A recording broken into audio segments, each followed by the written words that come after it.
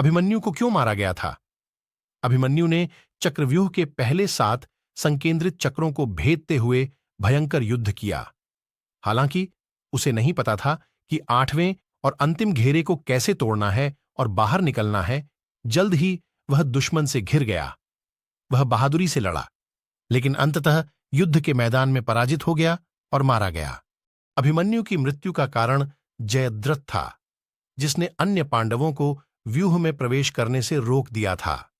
संभवतः इसी का लाभ उठाकर व्यूह के अंतिम चरण में कौरव पक्ष के सभी महारथी युद्ध के मानदंडों को भुलाकर उस बालक पर टूट पड़े, क्योंकि कोई भी कौरव पक्ष का योद्धा द्वंद्व युद्ध में अभिमन्यु को पराजित नहीं कर सके थे। कर्ण की प्रेमिका कौन थी?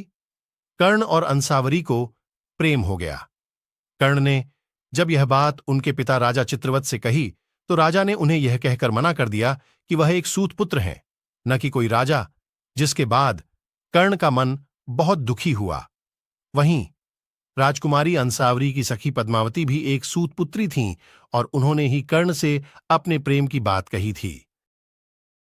कर्ण से ज्यादा शक्तिशाली कौन है? कर्ण और अर्जुन में अर्जुन अधिक शक्तिशाली था। कुछ लोगों को कर्ण अधिक शक्तिशाली लगता है क्योंकि कर्ण के पास दिव्य कवच कुंडल थे। वह महर्षि परशुराम जी का शिष्य रहा था, लेकिन शक्ति होने से कुछ नहीं होता जब तक उसे प्रयोग करने का साहस, सामर्थ्य और ज्ञान न हो। अर्जुन अधिक शक्तिशाली था। कर्ण की अंतिम इच्छा क्या थी?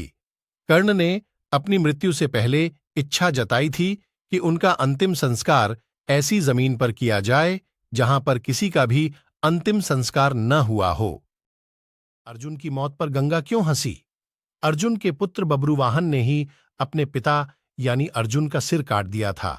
तब गंगा जी जोर जोर से हंसने लगीं, क्योंकि कृष्ण भगवान के अर्जुन के साथ देने से उनमें पुत्र भीष्म पितामह मृत्युशैया पर थे और बाद शरीर त्याग दिया। इसी वजह से गंगा जी और अर्जुन में शत्रुता हो चुकी थी। किसने मारा और क्यों? एकलव्य अकेले ही सैकड़ों यादव वंशी योद्धाओं को रोकने में सक्षम था। इसी युद्ध में कृष्ण ने छल से एकलव्य का वध किया था। उसका पुत्र केतुमान महाभारत युद्ध में भीम के हाथ से मारा गया था। एकलव्य को क्यों नहीं पढ़ाया?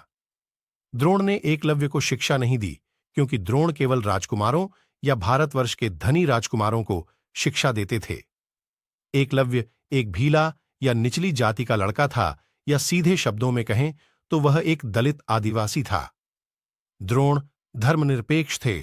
उन्होंने एकलव्य को शिक्षा देने के बारे में सोचा, लेकिन एकलव्य एक आदिवासी था और साथ ही द्रोण अर्जुन से प्रेम करते थे।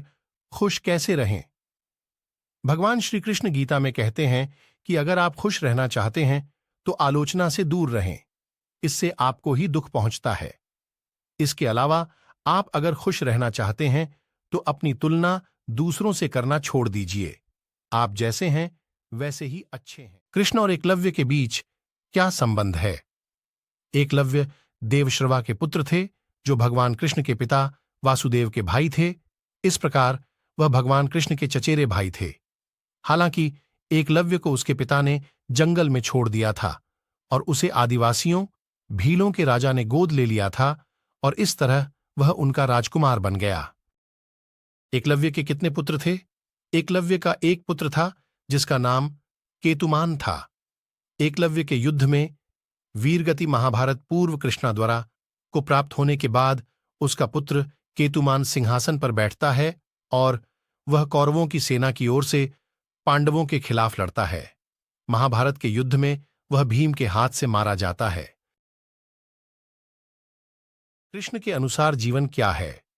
भगवान श्री कृष्ण का जीवन कहता है, आप कोई भी हों, संसार में आए हैं तो जब तक जीवन है आपको संघर्ष करना ही होगा।